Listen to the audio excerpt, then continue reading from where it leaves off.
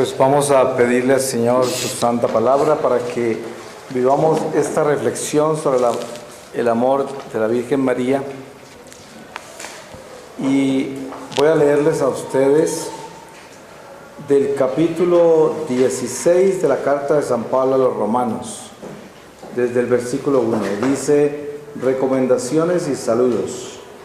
Os recomiendo a Febe, nuestra hermana, que está al servicio de la iglesia de Cencreas, para que la recibáis en el Señor de manera digna de los santos, y la ayudéis en lo que pueda necesitar de vosotros, porque también ella asistió a muchos, y en particular a mí.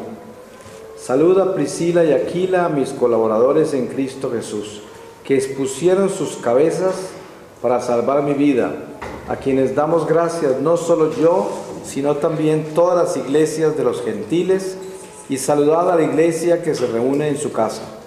Saludad a Epéneto, amadísimos míos, primicia de Asia para Cristo. Saludad a María, que se ha esforzado mucho por vosotros. Saludad a Andrónico y Junia, mis parientes y compañeros de cautividad, que gozan de gran consideración entre los apóstoles y que llegaron a ser cristianos antes que yo. Saludad a Ampliato, amadísimo mío en el Señor. Saludad a Urbano, nuestro colaborador en Cristo, y a mi amadísimo Estaquis. Saludad a Peles, de fe probada en Cristo. Saludad a los de la casa de Aristóbulo. Saludad a Herodión, mi pariente. Saludad a los de la casa de Narciso que creen en el Señor. Saludad a Triefena y a Trifosa, que trabajan en el Señor. Saludad a la amadísima Pérside, que trabajó mucho en el Señor. Saludad a Rufo, escogido en el Señor, y a su madre, que es también mía. Saludad a Síncrito, Flegonta, Hermes, Patrobas, Hermas, y a los hermanos que están con ellos. Saludad a Filólogo y a Julia, a Nereo y a su hermano, y a Olimpas, y a todos los santos que están con ellos. Saludaos unos a otros con el beso santo. Os saludan todas las iglesias de Cristo. Os ruego, hermanos, que tengáis cuidado con los que producen discordias y escándalos contra la doctrina que aprendisteis. Alejados de ellos, pues esos no sirven a Cristo nuestro Señor, sino a su propio vientre, y mediante palabras dulces y aduladoras seducen los corazones de los ingenuos. Vuestra obediencia ha llegado al conocimiento de todos. Por eso me alegro por vosotros, pero quisiera que fuerais sabios para el bien y sencillos, en cambio, para el mal. El Dios de la paz aplastará rápidamente a Satanás bajo vuestros pies. La gracia de nuestro Señor Jesucristo esté con vosotros. Os saluda Timoteo, mi colaborador, y Lucio y Jasón y Sosípatro, mis parientes.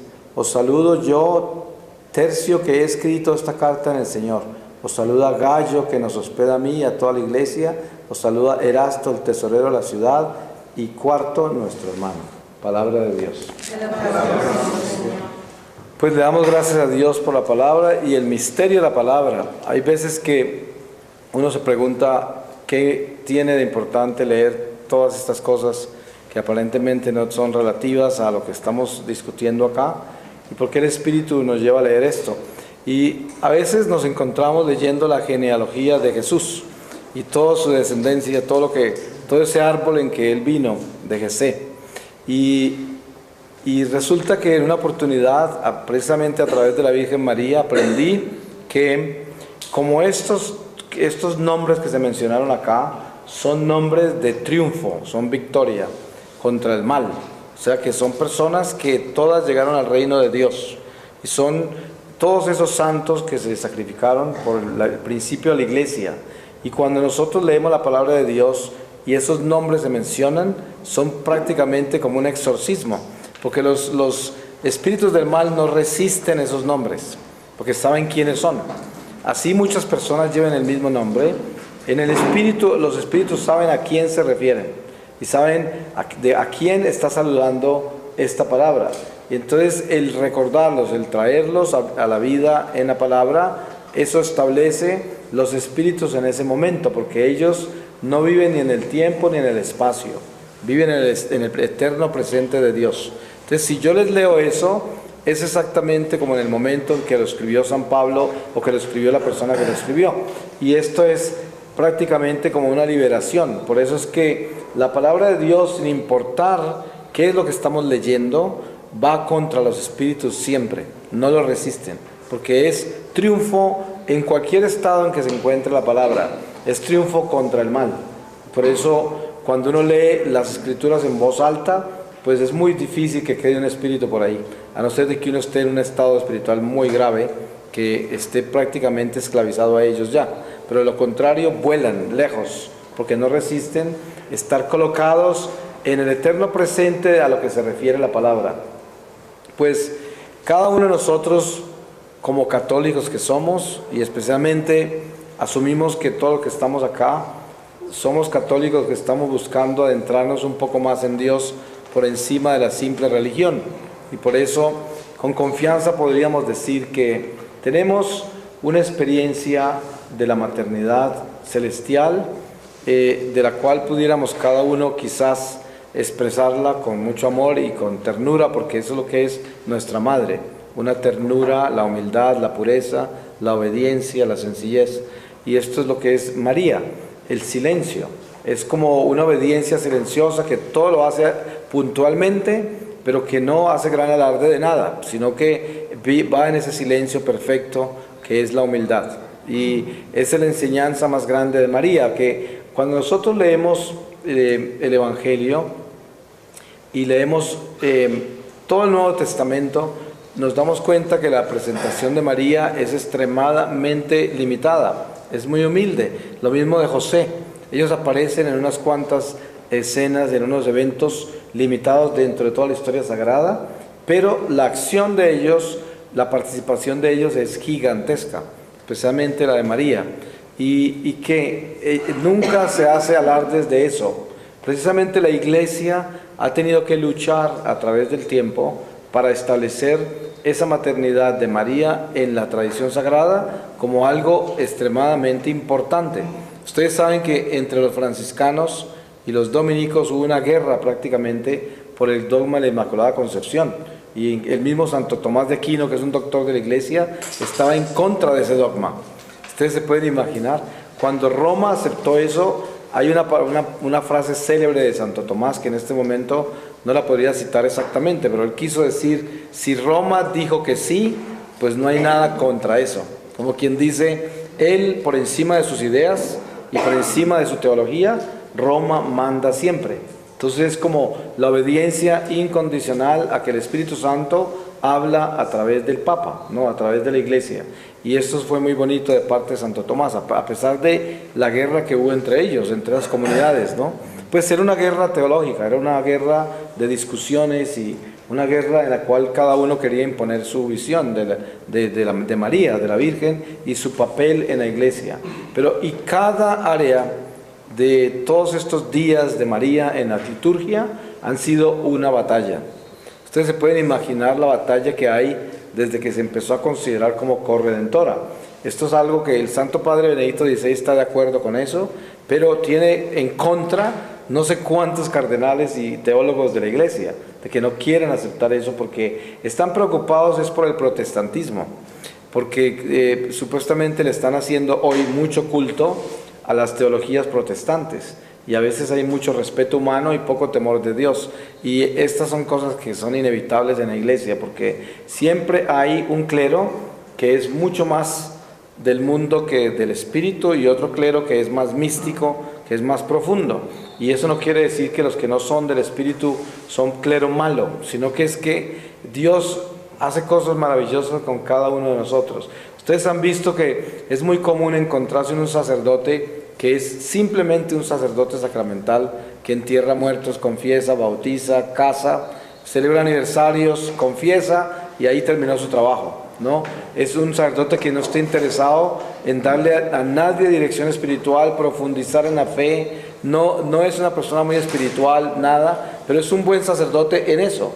Entonces, uno no podría calificar a ese sacerdote mal, eso es todo lo que da. Y lo que da, lo da a lo que lo llamaron a dar, que era eso.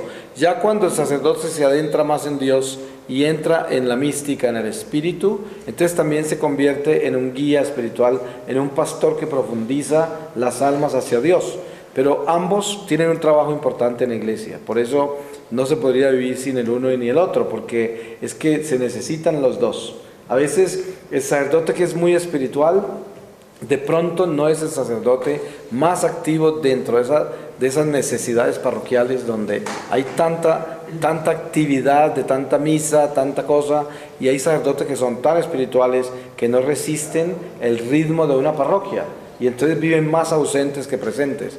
Yo conozco mucho sacerdote muy espiritual que vive viajando, ¿no? Y sus parroquias siempre están reemplazadas por sacerdotes que les ayudan, y también en eso hay abismos, ¿no? Porque es decir, habría que tener mucho cuidado con todo eso. Pero precisamente lo que nosotros recibimos en la iglesia a través de María es una enseñanza demasiado vital para nuestra fe, que es encontrar un ser humano que Dios preparó desde la eternidad para que nosotros pudiéramos ser redimidos. ¿Se imaginan lo que es eso? Se habla en Romanos, no sé exactamente en qué parte de San Pablo nos habla, de que Jesús es el Adán que bajó del cielo, y habla de que el Adán de la tierra, que es el Adán a través del cual nosotros somos engendrados, ¿no? La Eva terrenal y el Adán terrenal, ese Adán pues es una figura que comienza a presentar a nosotros la necesidad de la redención, porque es un Adán imperfecto, mortal, y entonces el hombre, cuando conoce el Génesis, y lo estamos conociendo a través de una teología sana de la iglesia, aceptando la existencia de Adán y Eva y aceptando el destierro, el pecado original, nos damos cuenta que Dios nos creó para no morir, porque Él dijo, si comen de este fruto se mueren. Eso quería decir que no nos moríamos, y al comer de ese fruto entró la muerte al hombre a través de un hombre, ¿cierto? Los primeros padres. Y en esto entendemos lo que Dios ha hecho a través de María. El Señor nos ha dado a nosotros un regalo maravilloso en la nueva Eva, porque Él perdonó nuestra caída, y al perdonar nuestra caída nos reconstruyó a Eva y la devolvió al estado en que se encontraba antes de comerse la fruta. Por eso se dice que ella fue inmaculada, ella fue concebida sin pecado. ¿Y qué es eso? Pues es exactamente como fue concebida Eva originalmente. Entonces nos devolvió a Eva, la Eva que habíamos perdido, nos la devolvió en María. Y el fruto de su vientre, que es Dios mismo encarnado, engendrado, no creado, ese fruto del vientre de María es el regreso, la restauración del Adán que Él creó primero. Porque es un Adán que se hace hombre desde el cielo, en la divinidad, para reconstruir lo que perdimos de lo que Dios tenía planeado para nosotros. Y Dios vuelve y le da como reversa a ese plan y nos coloca al principio. Porque en el eterno presente de Dios, el plan que Él tiene con nosotros es perfecto. El diablo se rebeló, Lucifer se rebeló contra ese plan, porque él no pudo aceptar servir al hombre, y mucho menos que pudo aceptar la encarnación del Señor, porque en el eterno presente de Dios los ángeles estaban creados en un intelecto puro. Por eso ellos, cuando fueron arrojados del cielo, fueron arrojados eternamente, pues como eran intelecto puro, cometieron un error eterno. Entonces nosotros fuimos creados inferiores a los ángeles, y por esa razón somos redimidos, porque nuestro error no fue eterno. Además es un error que entró al hombre por la serpiente, y por eso hoy encontramos la realidad de María como verdaderamente un acto de amor de Dios que nos restablece todo lo que perdimos. Entonces, desde la eternidad engendra el Señor este don maravilloso de la nueva Eva, nos da a María. Miren las herejías tan espantosas que son el protestantismo. Inclusive hoy hay personas en la Iglesia Católica que cometen esas herejías. Hay comunidades religiosas que cayeron en errores horribles. En Colombia hay jesuitas, por ejemplo, que predican y escriben libros de que María tuvo más hijos, igual que dicen los protestantes. Jesús resucitó sin un cuerpo físico. O sea, cosas tan espantosas que uno dice, ¿de dónde puede venir esto si no del diablo? Ese tipo de soberbia no viene sino de Satanás. Entonces, cuando encontramos a la Virgen María y encontramos esa nueva Eva de la nueva creación en Jesucristo, encontramos el don maravilloso, la redención. Eso es lo que encontramos. Porque cuando Dios se posa en ella, en su vientre, en una forma extraordinaria, sobrenatural, que es la anunciación.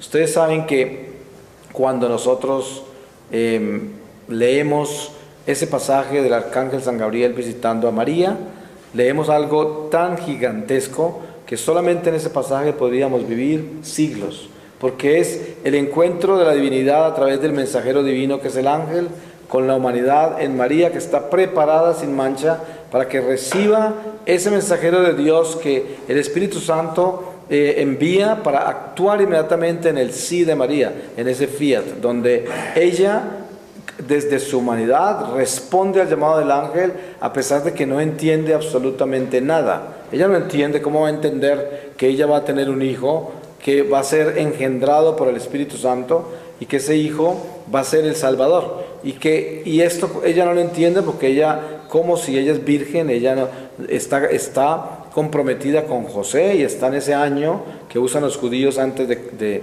consumar el matrimonio, donde están viviendo separados todavía, y ella no concibe cómo puede esperar un hijo.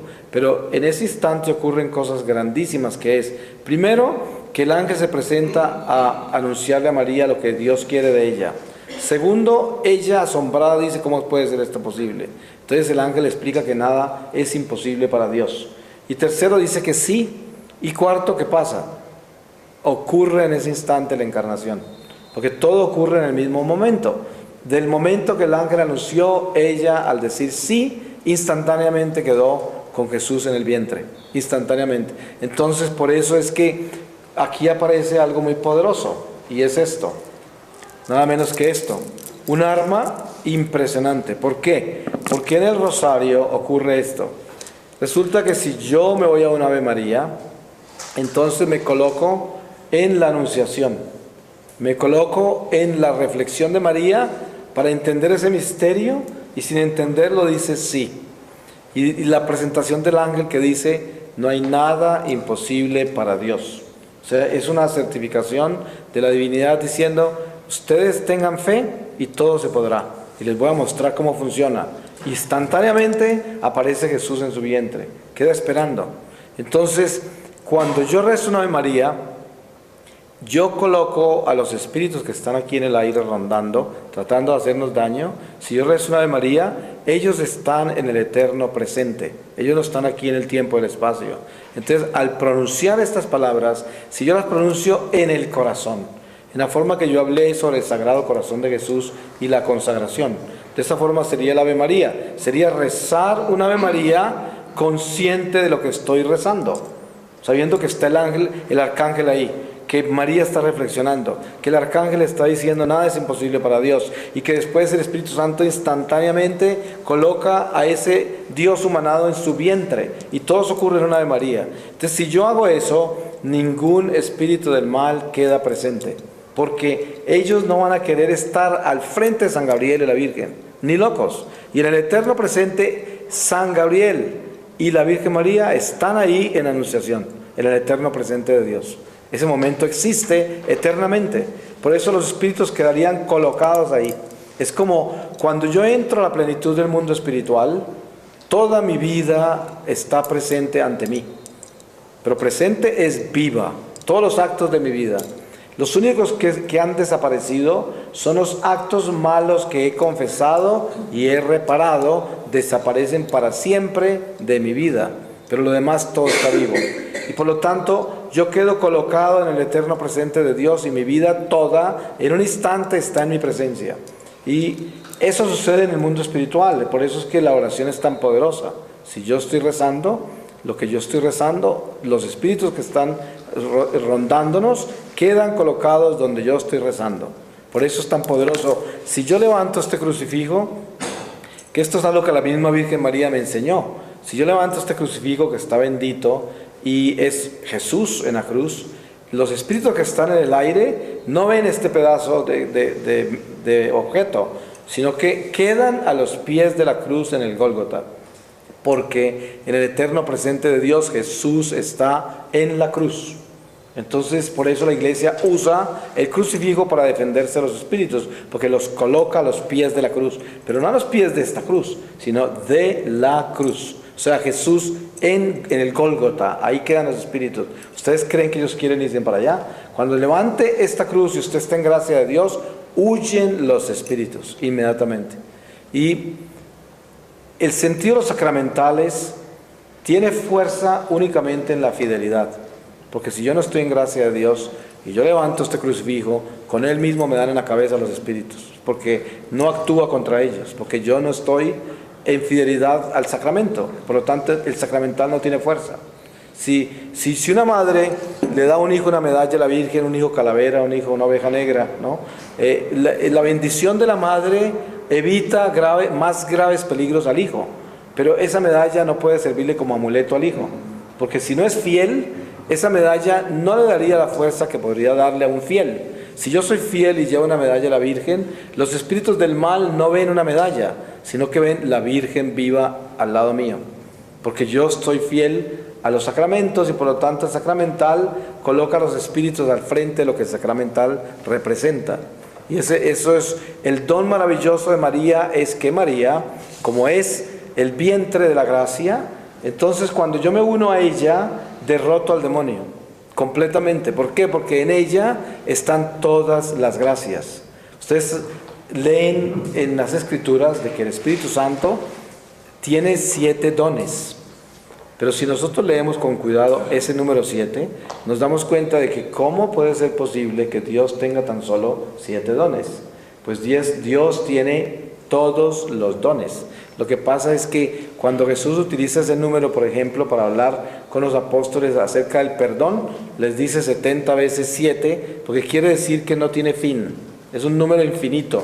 Y los 7 dones del Espíritu Santo son infinitos. Lo que pasa es que en cada uno de esos dones nosotros nos podemos desplazar a dimensiones que no tienen fin. Y por eso ahí está Dios dentro de esa unión y esos números que realmente nos llevan a la eternidad. Es como decir los 7 pecados capitales. Los 7 pecados capitales son los abismos de los 10 mandamientos. ¿Sí? Entonces, si nosotros queremos conocer muy bien nuestros abismos, las áreas en que estamos débiles, debemos reflexionar en los 7 pecados capitales, leyéndolos con mucho cuidado y dándonos cuenta cada pecado capital, qué trascendencia tiene y hasta cuál es la dimensión de ese pecado, para darnos cuenta qué mandamiento tenemos roto y dónde debemos cuidarnos y dónde están nuestros abismos. En las gracias y los frutos del Espíritu Santo se encuentra la posibilidad de nosotros revisar el nivel de nuestras virtudes.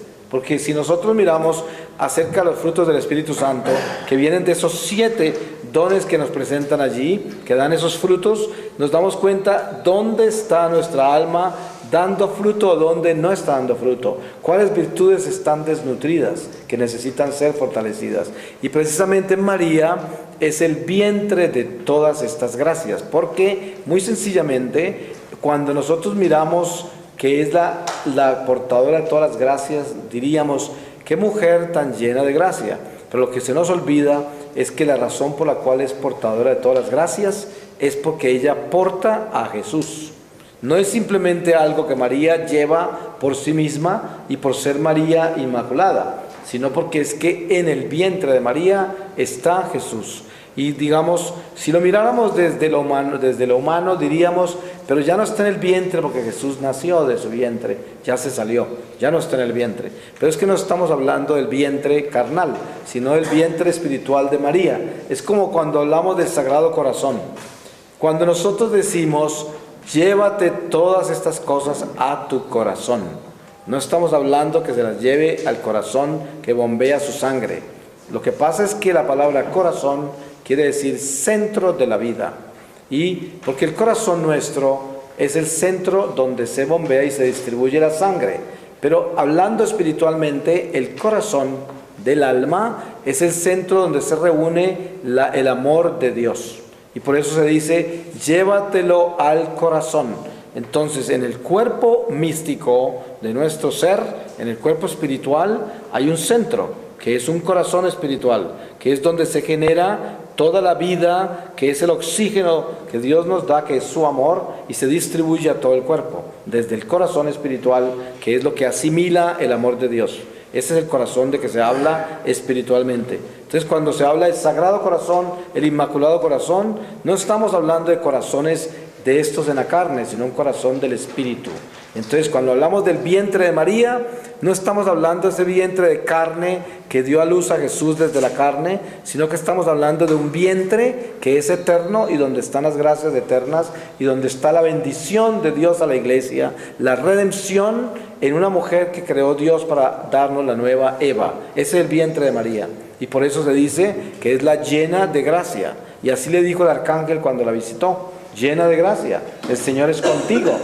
Y es porque eso es lo que Dios le dio. Entonces hoy, cuando nosotros nos recreamos en la Virgen María, reflexionando acerca de ella, pues tenemos que trascender mucho más allá de la devoción, de la religión, de todas estas tradiciones sagradas, y meternos en el Espíritu para entender quién es ella. Porque cuando nosotros leemos el capítulo 12 del Apocalipsis, vemos la iglesia representada en una mujer coronada de sol y todo esto, y esta mujer que corre hacia el desierto, y todo esto, estos misterios de la presentación de la iglesia representados en una mujer.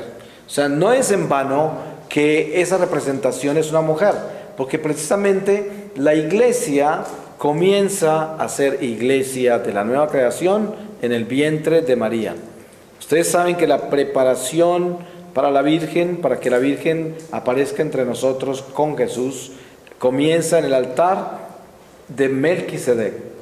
Y Abraham trayendo las ofrendas de una batalla inmensa que ganó, donde tenía muchos tesoros, y le dio a ese rey de Salem, sacerdote misterioso, de origen divino. Por eso a Jesús lo comparan con él y dicen sacerdote de la orden de Melquisedec, porque nadie supo de dónde vino, ni cuándo se fue, ni conocieron su parentela.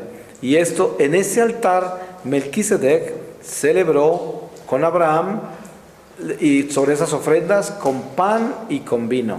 Es la única celebración que vemos en las Escrituras, en el Antiguo Testamento, que es pan y vino.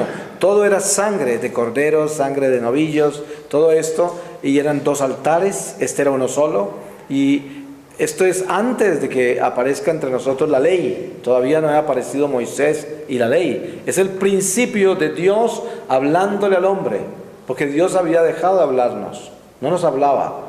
Ten en cuenta que al principio el único diálogo que encontramos es de Dios con Caín, y le dice: ¿dónde está tu hermano? La sangre de tu hermano clama por justicia desde el vientre de la tierra. Es el único diálogo que encontramos. Y luego aparece Dios llamando a Abraham, y comienza el peregrinar de Dios con el hombre, preparándolo para la redención, para devolvernos a Eva y para devolvernos a Adán. Y ahí es cuando encontramos esta construcción desde lo humano a lo divino, para que Dios nos enseñe cómo recuperar a Eva y cómo traer el Adán del cielo. Y esto todo es un proceso muy largo, de muchos siglos, de muchas pruebas, de muchas cosas muy severas, como la muerte de tantos israelitas en el desierto, en el Éxodo, que habían días que murieron 23,000 por fornicar. Y otros murieron más de 20,000 también por tentar a Dios. Y así, por el estilo, era la justicia divina actuando en una forma extraordinaria. Hoy, nosotros en la nueva creación en Jesucristo tenemos a María, mediadora de todas las gracias. Y al mismo tiempo tenemos a Jesús sentado a la derecha del Padre, que es el filtro de esa ira de Dios. Ustedes saben que en el Antiguo Testamento la ira de Dios llegaba directo al hombre, directo. Y hoy por Jesucristo llega a través de Jesús, que es como un filtro. Por eso se dice que Él es el intercesor de todos nosotros. Tenemos un sacerdote sentado en el cielo, a la derecha del Padre. Antes, lo único que tenía el pueblo de Dios eran unos sacerdotes humanos que tenían que hacer sacrificios de animales con sangre de animal para interceder por los pecados del sacerdote y el del pueblo de Dios. Ahora tenemos un sacerdote divino que intercede por nosotros sin sangre de animal, sino con su propia sangre. Intercede por nuestras necesidades, pero Él es divino, es la diferencia. O sea que es directo al corazón del Padre.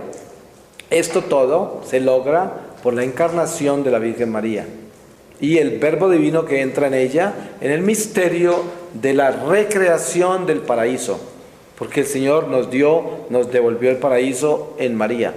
María aparece como la nueva Eva, se acaba el pecado original en ella porque ella nace sin mancha. Ningún ser humano antes de María, después del destierro, había nacido sin pecado. Ningún ser humano.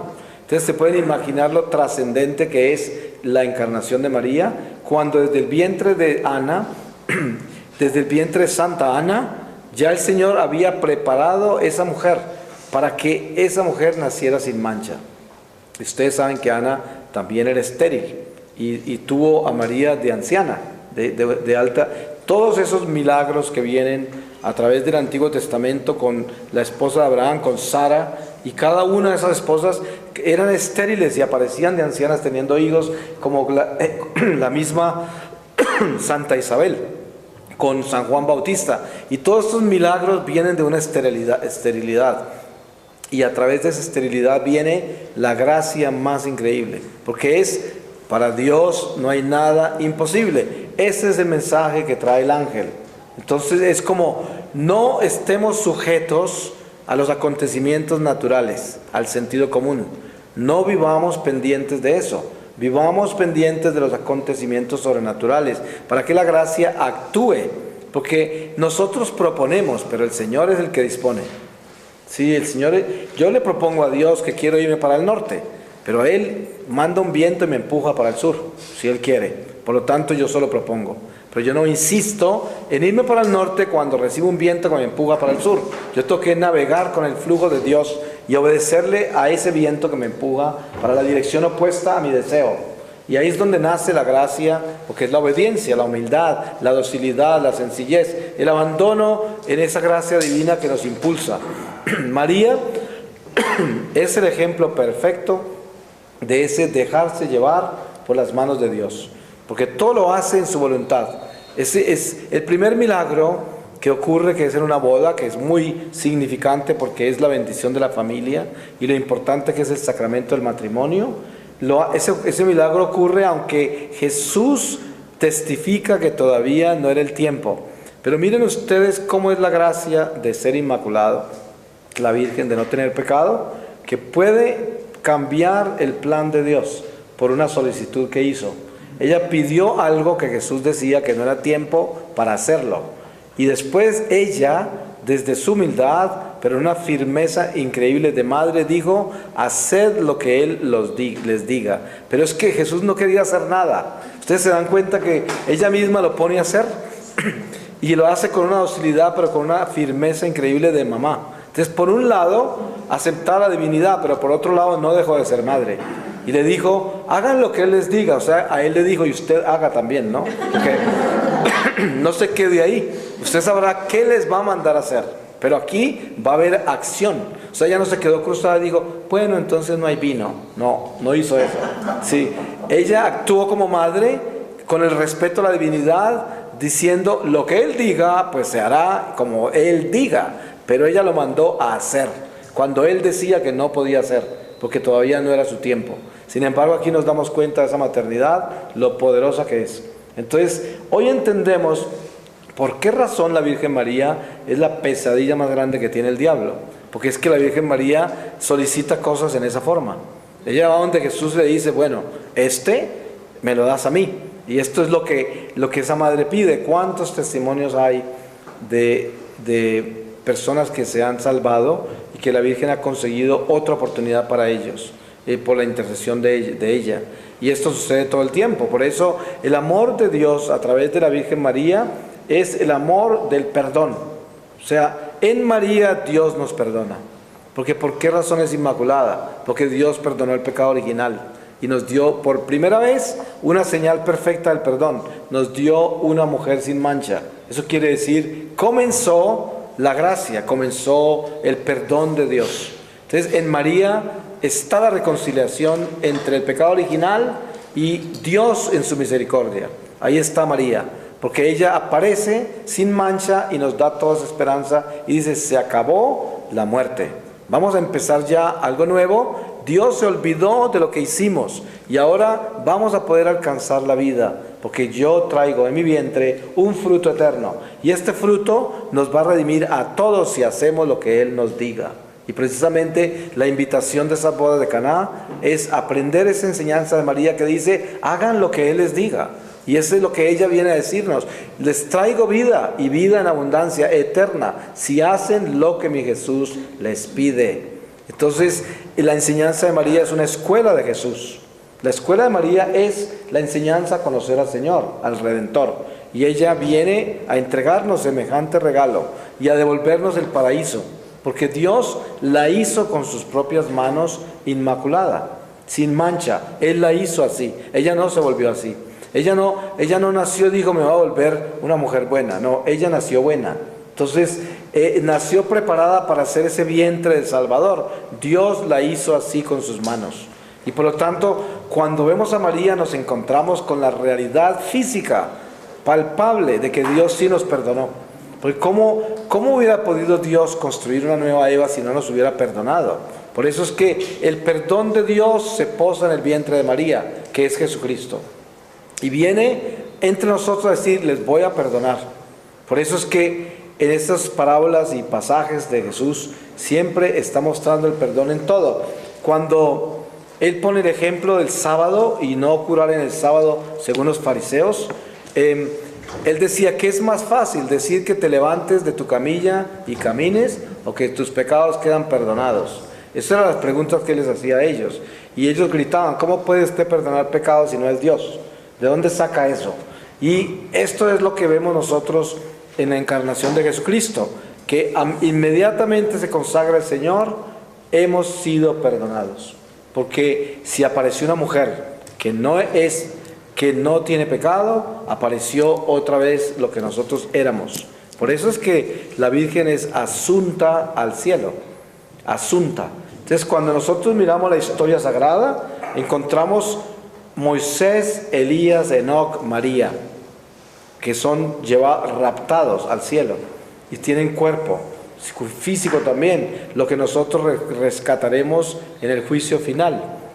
Y ellos lo tienen completo. Ustedes se dan cuenta en la lectura de la carta de San Judas, que es una sola página, hay algo poderosísimo en esa carta, y es que hay una batalla entre San Miguel y el diablo por el cuerpo de Moisés, porque el diablo se quería robar el cuerpo de Moisés para que los hebreos lo adoraran, porque el diablo lo que hacía con los hebreos en el Éxodo es que quería que nunca dejaran la idolatría, porque la idolatría es lo que ganaron de los egipcios, y para sacarles ese espíritu de idolatría Dios tenía que corregirlos constantemente por el desierto.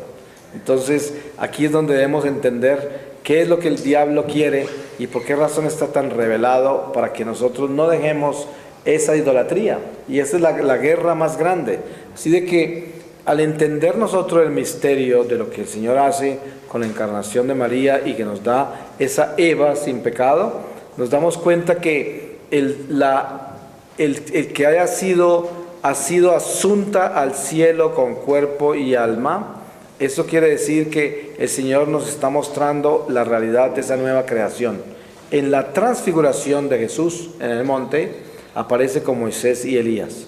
Y Él está diciendo siempre, cuando habló con Moisés la primera vez, le decía, yo no soy un Dios de muertos, yo soy un Dios de vivos. Yo soy el Dios de Abraham, el Dios de Isaac, el Dios de Jacob. Con eso mostraba de que Él era un Dios de seres vivos. Y está Elías y Moisés vivos con Jesús. Entonces, esos no murieron porque hacía tanto tiempo se habían ido y estaban vivos con Él en la transfiguración. Y Él nos está mostrando esa gracia que viene a través de María, que es el encuentro con una realidad en que nos rescata a nosotros del pecado original.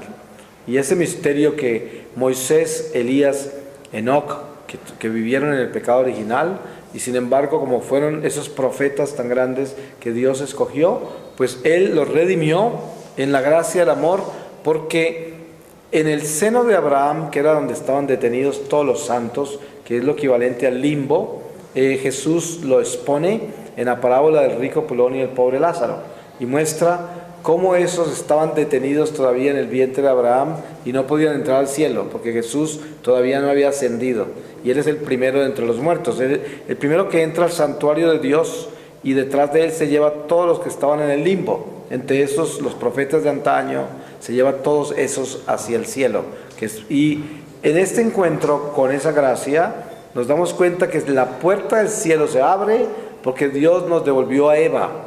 De lo contrario, ¿cómo podríamos entrar al paraíso si fuimos desterrados de Él? Y el querubín está ahí con su espada en la puerta del paraíso, nadie puede entrar.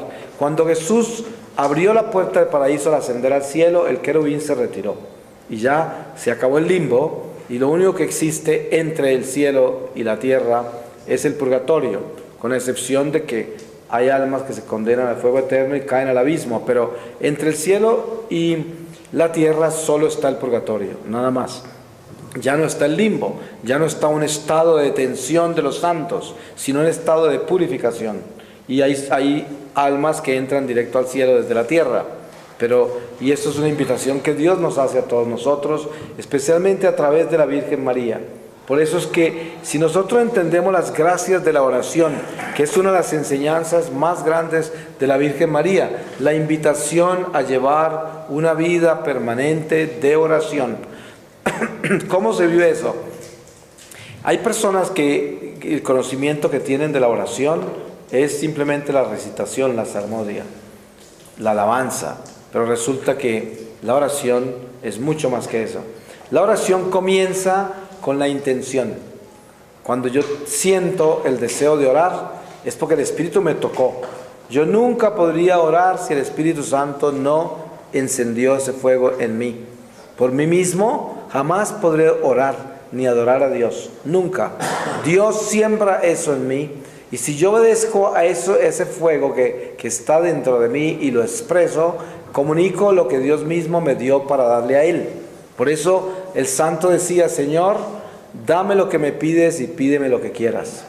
¿Sí? Porque él entendía lo que Dios era. Él decía: dame lo que me pides y pídeme lo que quieras, porque si tú me das lo que me vas a pedir, entonces te doy lo que quieras, porque me lo diste ya para dártelo a ti. Y esto es precisamente lo que la oración quiere decir. La oración es algo que Dios me dio para darle a Él. ¿Sí? Y entonces, cuando se habla en lenguas, ¿qué es lo que estamos haciendo? Es el mismo Espíritu Santo que habla a través de nosotros con gemidos y palabras incomprensibles para muchos, y que está diciendo cosas que nosotros mismos no podemos decir, y le está hablando al Padre las necesidades del alma a través de la efusión del Espíritu Santo. Y esto es lo que, por eso San Pablo corrige y dice: si vamos a hablar en lengua, más vale que alguien las traduzca, porque lo contrario, no las hablen. Es algo que Él exige, porque está hablando de que nosotros debemos tener una disciplina y una coherencia en todas las expresiones del Espíritu, a no ser de que sea tan solo oración y entre fieles que no se escandalicen. Eso es diferente, ¿no? Porque hay gente, los débiles en la fe, se pueden escandalizar con las lenguas. Si las lenguas nadie sabe qué están diciendo, una persona débil en la fe se va corriendo diciendo: estos están locos, ¿no? Sí, y eso es lo que San Pablo dice exactamente, ¿no? Por eso, en la gracia de la oración está la comunicación con Dios, en la sencillez de responderle a Dios con lo que Él nos dio. Eso es muy sencillo, ¿sí? Entonces, vivir en oración permanentemente es vivir en el amor de Dios permanentemente, que es el mismo ejemplo que les puse consagrándonos al corazón de Jesús, cuando decía: una esposa fiel tiene a su esposo 24 horas al día en el corazón. Entonces ella profesa ese matrimonio a través del amor que lleva en su corazón, permanente. Y un alma fiel a Dios lleva a Dios 24 horas en el corazón. Quiere decir, está permanentemente en oración. Porque el hecho de que yo lleve a Dios en todo, estoy permanentemente en oración. Ahora, la salmodia, la recitación, todas estas devociones y tradiciones sagradas de la iglesia son vehículos para exorcizar, para defendernos del demonio. Porque fíjense, en el regalo del rosario es un arma contra el diablo. ¿Por qué razón? Si yo soy un hombre fiel que está 24 horas al día con Dios en el corazón, solo con llevar este rosario, los demonios no se me acercan. Saben que no solamente lo rezo en la salmodia, sino que es que este rosario es un tatuaje de mi alma. Yo lo llevo porque es que aquí están los misterios de la encarnación del Señor. Y yo vivo la encarnación del Señor en mi corazón. Y por eso este rosario no es solamente cuando lo rezo. Este rosario está en mi corazón enredado en todo mi ser. Porque estos son los misterios de Dios que están envueltos acá. Entonces yo tengo que vivir esto, porque esto no es un amuleto y tampoco es algo que rezo cuando tengo ganas de rezar o cuando necesito algo, o cuando tengo miedo, alguna cosa, sino que esto es una extensión de la fidelidad que tengo a Dios y del conocimiento que tengo de los misterios de la encarnación del Señor. Y esto el demonio lo sabe y lo quema solo con yo caminar con él en la mano. Ya huyen. Un ejemplo, hay ladrones que están caminando por la calle. Ustedes saben que el lugar más favorito para un ladrón sería una joyería, ¿no es verdad? Los ladrones se mueren por robar una joyería. Y por eso las joyerías son las que más guardias tienen, lo mismo que los bancos, ¿no? Entonces, el ladrón va buscando dónde robar y ve una joyería en la esquina y se va con un entusiasmo y de pronto de la joyería sale un guardián armado hasta los dientes. Hasta ahí llegó el ladroncito. Ahí el ladrón pretende que nunca vio la joyería y pasa derechito, rapidito, por el lado de ese policía, de ese guardián, ¿cierto? Igual pasa con los espíritus que están en los aires. Ellos vienen derechito a tentarlo a uno, a hacerle algo y de pronto se encuentran con esto, ¿no? Y ahí si uno es fiel, huyen instantáneamente. Porque saben que si tratan de entrar, los pueden quemar. Entonces ya no se atreven a entrar, porque dice, aquí perdemos, aquí está demasiado armado el guardián de este corazón, de esta joyería, esta no la podemos robar. Y esto es lo importante de entender el verdadero sentido de la oración. Si una persona que está en pecado mortal puede rezar y Dios le escucha la oración, pero no tiene fuerza contra el diablo. Esa es la diferencia. O sea, Dios toma todas las oraciones de los seres humanos, cualquier ser humano por pecado horrible en que esté, y ora, llega al cielo la oración.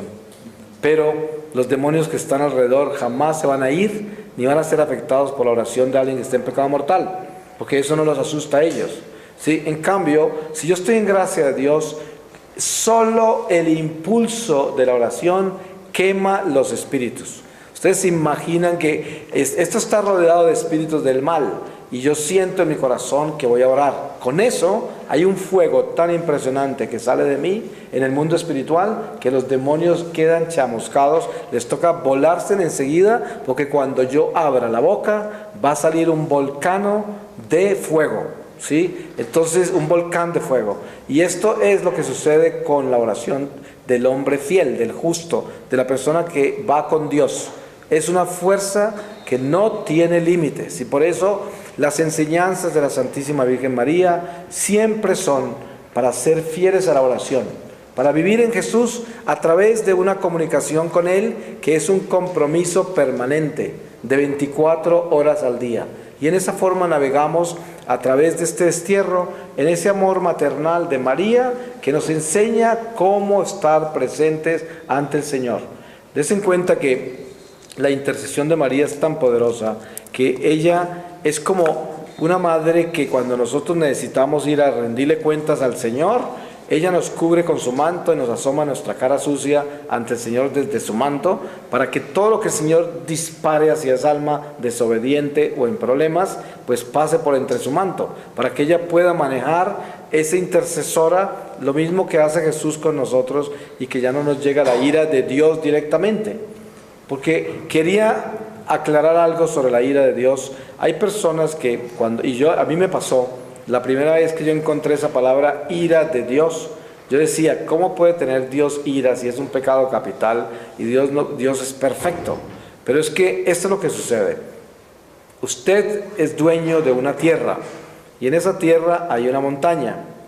Si usted es un buen administrador, se asegura que esa montaña esté siempre cultivada.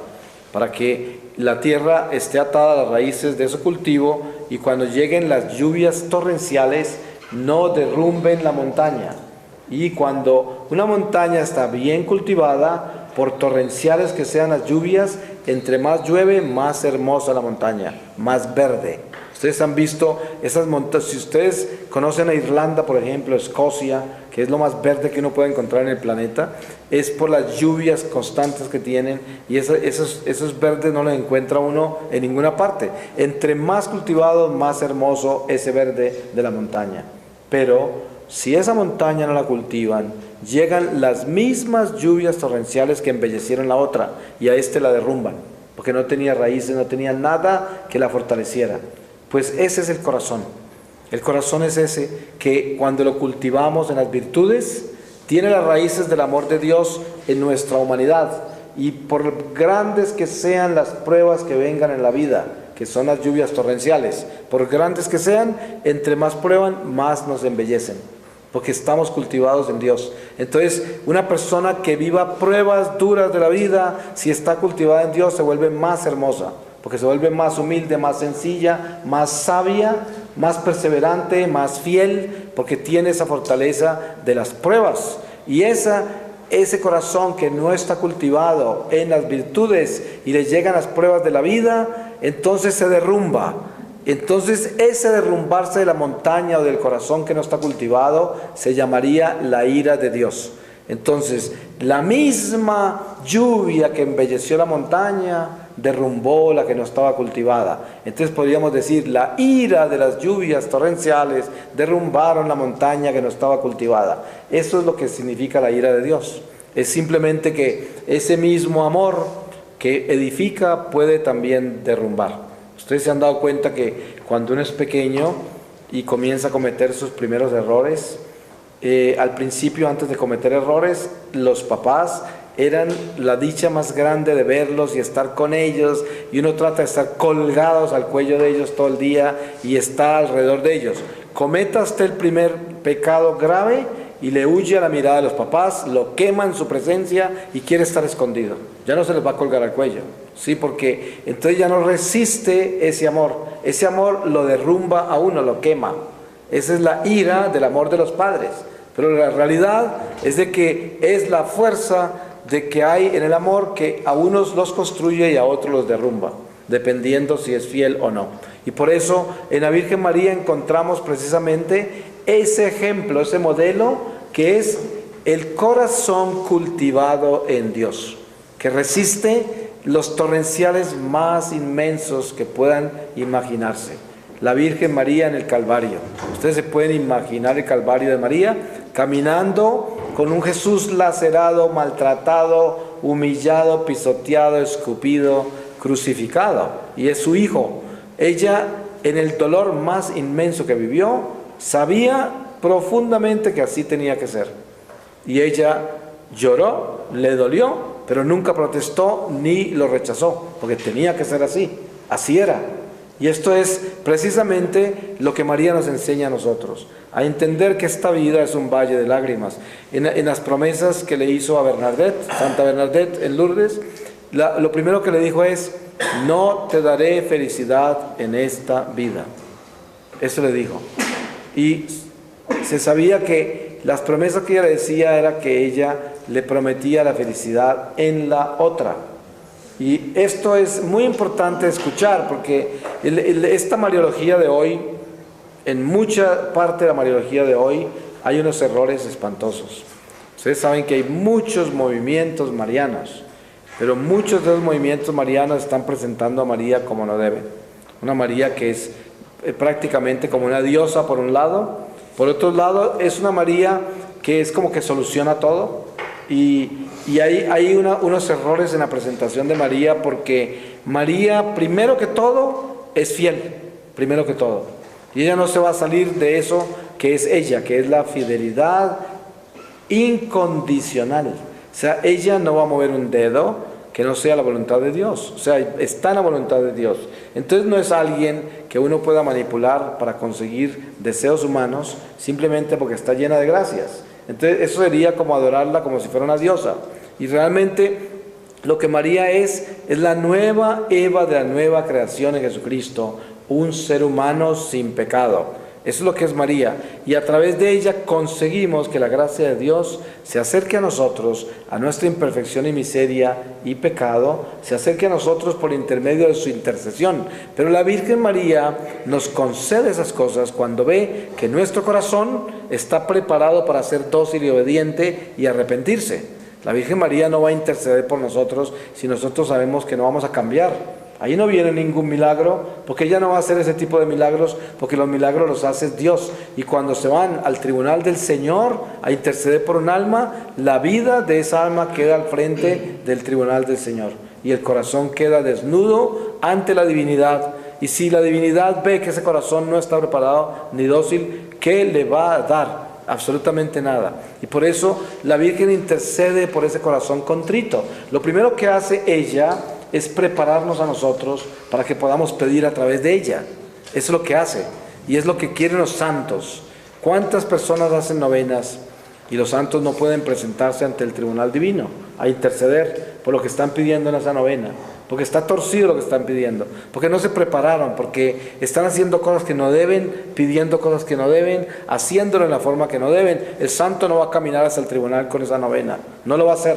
Por eso, precisamente, el don de la oración es reconocer nuestra miseria primero y prepararnos en humildad para saber que no nos merecemos nada y que Dios todo lo que nos da es gracia, absolutamente todo, no por nada que hicimos, por ningún mérito que tengamos.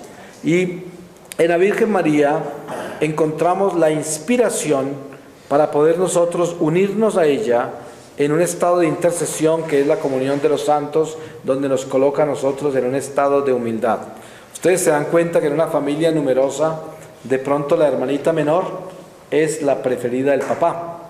Entonces el hermano mayor, que ha perdido ya mucho brazo con el papá por su desobediencia o cualquier razón que sea, si necesita llevarse el auto del papá, utiliza a la hermana menor para que le preste las llaves al papá, ¿sí? Y el papá puede doblar más fácil su brazo para mandarle las llaves al hijo mayor si la hija menor se lo pide, ¿sí? Porque la hija menor está en gracia con él. Y eso sucede con los santos y con la Virgen ante el tribunal divino. Nosotros podemos ser esos desobedientes que no estamos muy bien con Dios, pero ellos pueden llegar a interceder por nosotros, a pedirnos esas llaves. Pero obviamente que la hermanita menor, si sabe que el hermano mayor es un borracho y un irresponsable, ella misma le va a negar ese favor. Dice, no le pido las llaves a papá porque te vas a matar en el carro, ¿no? Entonces eso es obvio. Por eso lo mismo hace la Virgen. Ella no se va a acercar ante el trono del Señor a pedir por un borracho, ¿sí? Para que le presten el carro. Le va a pedirle al Señor que le convierta su corazón, eso sí. Pero si el borracho le dice a la Virgen que le interceda ante el Señor para que él pueda cambiar y dejar el alcohol, va corriendo a pedir eso, porque es que eso sí es una petición real. Pero en ese sentido tenemos que entender la mariología, de qué se trata ese tratado de María, que es precisamente entender que María es mediadora de todas las gracias, pero María primero que todo es escuela de Jesús, que quiere decir que nos quiere enseñar el Evangelio, nos quiere mostrar cómo reconciliarnos con Dios, primero, antes de que le pidamos nada a Dios. Ella dice, antes de que vengan a pedirle cosas al Señor, léase muy bien lo que Jesucristo les enseñó, para que así sepan cómo pedir. Entonces, Dios dice que pidamos sin medida, en su voluntad, que quiere decir en el orden de los valores del Evangelio. Esa es la voluntad de Dios. Si yo pido dentro de los valores del Evangelio, estoy pidiendo la voluntad divina. Pero si yo pido desde el deseo humano, no estoy pidiendo la voluntad divina, sino humana. Y eso es imperfecto. Nunca llegará al trono de Dios. Entonces, por un lado, nosotros podríamos decir que caminar con María es caminar con la escuela que nos lleva a Jesús, porque ella es el vientre portador de todas las gracias. Pero al mismo tiempo no podemos olvidarnos que esas gracias son en el Espíritu Santo, no en María. Y eso lo tenemos que separar, porque ella es criatura como nosotros, solo que es escogida para un instrumento, para ser un instrumento extraordinario, que no lo somos nosotros. Y por eso debemos aceptar lo que la vida nos presenta. Hay jerarquías tanto en la tierra como en el purgatorio, como en el cielo y en el infierno. Hay jerarquías y las jerarquías tenemos que respetarlas, porque no quiere decir que son superiores, sino que son responsabilidades diferentes. La persona que es el jefe de un batallón, el comandante, no quiere decir que es mejor soldado, sino que fue escogido para llevar a los otros, pero más vale que se porte mejor que los demás, porque tiene que ser ejemplo de todos. Y eso es lo que nos sucede a nosotros, es que nosotros estamos en un ejército que es el ejército de Dios, y cuando los hijos de Zebedeo pidieron que los sentaran a la izquierda y a la derecha, pues el Señor les dijo, eso no me pertenece a mí decidirlo, sino al Padre. Es el único que puede decir quién se sienta dónde. Y los otros apóstoles se ofendieron mucho cuando ellos pidieron eso, porque les pareció absurdo. Y obviamente que era absurdo, pero es que ellos estaban buscando un reino en la tierra. Ellos pensaron que Jesús iba a tumbar a los romanos, a ordenar a los judíos, y iba a ser el nuevo rey. Entonces se equivocaron porque no tenían el Espíritu Santo. Pero nosotros no estamos buscando superioridad, ni estamos buscando ser los primeros ni los más dotados de todos, sino que estamos buscando encontrar a Dios en nuestra vida. Y por eso la Virgen María es la enseñanza coherente, humilde, sencilla de encontrar a Dios en las cosas pequeñas. Porque fíjense que nuestra ambición terrenal, nuestra creatividad, que es culpa de la fruta del pecado original, nos lleva a nosotros a ser muy grandes. Y lo que el Evangelio nos enseña es a regresar al tamaño que debemos ser, a ser pequeñitos. Y la Virgen María es el ejemplo de la pequeñez, de la sencillez, de lo insignificante. Ahí está, pero ahí está toda la gracia, en esas cosas tan pequeñas. Entonces, nunca podemos olvidarnos que si creemos en la palabra de Dios, sabemos que nos comimos una fruta que no nos debíamos comer. Entonces nosotros sabemos más de lo que debemos saber, y por eso Dios en Jesucristo nos dice que el conocimiento del hombre, la sabiduría del hombre es basura para Dios. ¿Y por qué razón? Nosotros tenemos mucha imaginación, nosotros tenemos mucha creatividad, pero mucha de esa creatividad y de eso que tenemos, imaginación, mucho de eso está alimentado por la fruta que nos comimos. Y por eso tenemos que tener mucho cuidado con entender qué es la sencillez, qué es la humildad, la pequeñez, que es que nosotros debemos llenarnos de ciencia únicamente para lo que concierne a nuestra vocación, pero no debemos llenarnos de la ambición de llenarnos de ciencia simplemente para llenarnos de información y conocimiento humano que nos vuelva superiores a los demás, porque esa es la razón por la cual mucha gente aprende tantas cosas, porque quieren tomarle ventaja a la vida, entre comillas.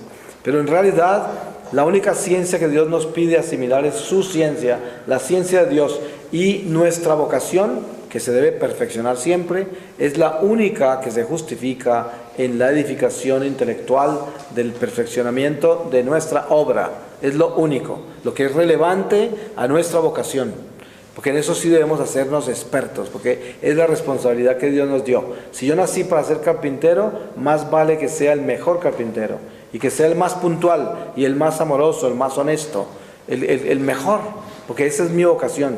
Entonces yo tengo que aprender mucho de carpintería, porque esa es mi vocación.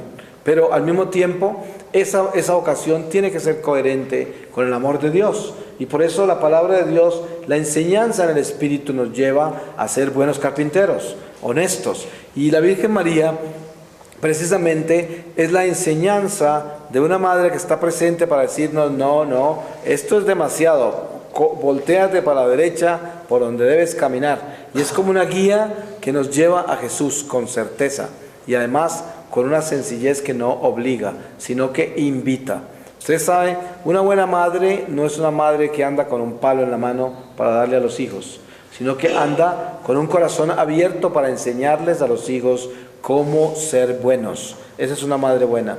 Una madre buena es un corazón amable, un corazón justo, un corazón paciente, un corazón que tiene esa conciencia de la perseverancia en que tiene que perdonar al ser humano, darle oportunidad y enseñarle cómo construir su propia virtud, porque de lo contrario se convierte en un tirano y una persona que le pone cargas a los demás que ni siquiera por sí mismo puede llevar. Eso sucede muchas veces en la cultura maternal, en los hogares, que hay madres que le ponen cargas a los hijos y les exigen cosas que ellas mismas nunca cumplieron y que ni siquiera están cumpliendo, y quieren que los hijos sean santos y perfectos cuando ellas ni siquiera han empezado a perdonar, ni siquiera saben perdonar. Y esto son cosas incoherentes. Por eso la Virgen María es una enseñanza de eso. Ella no enseña con una letra con sangre, sino con el amor de Jesús. Y el amor de Jesús tiene la sangre del Señor, pero es una sangre que Él derramó voluntariamente. Nadie se la quitó así nomás, porque Él es Dios, si la entregó porque Él quería. En cambio, cuando nosotros desobedecemos, estamos haciendo todo lo contrario a lo que Jesús hizo.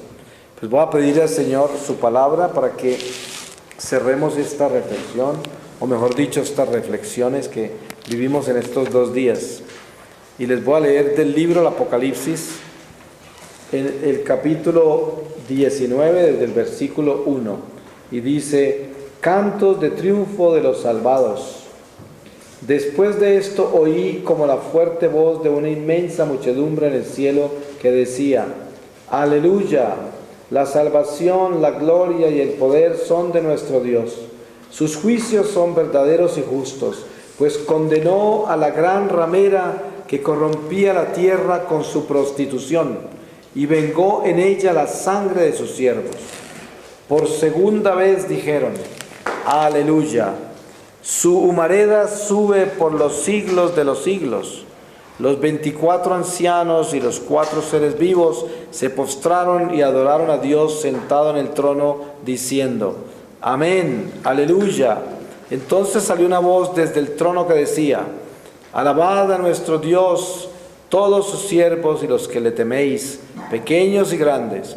Y oí una voz como de una inmensa muchedumbre, como el estruendo de caudalosas aguas, y el estampido de fuertes truenos que decían: aleluya, reinó el Señor nuestro Dios omnipotente.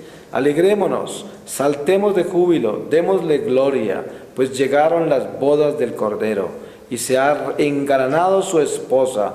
Le han regalado un vestido de lino deslumbrante y puro. El lino son las buenas obras de los santos.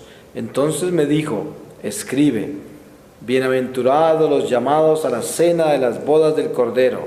Y añadió: estas son palabras verdaderas de Dios. Me postré a sus pies para adorarle, pero me dijo: no lo hagas. Yo soy compañero de servicio tuyo y de tus hermanos que guardan el testimonio de Jesús. Adora a Dios. El testimonio de Jesús es el espíritu de profecía.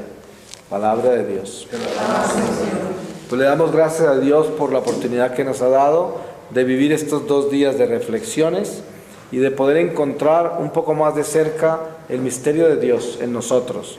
Y pidámosle que nos mantenga fieles, de que no permita que en ningún momento perdamos la esperanza, que solo se mantiene por la fidelidad, y que siendo fieles a Dios no tenemos nada que temer, porque realmente lo único que debemos temer es el pecado, porque ni el diablo tiene poder, solo el poder que le damos. Y por eso hoy estamos acá libres del demonio, tanto como seamos fieles a Dios. Y por eso es que el más grande don que debemos pedir al Señor es nuestra fidelidad, porque lo demás todo viene por añadidura.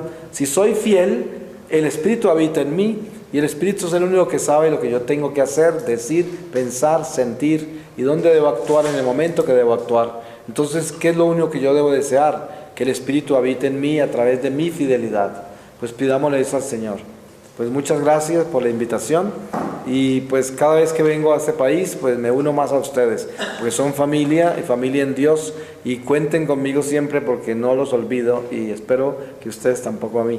Bueno, amén, gracias.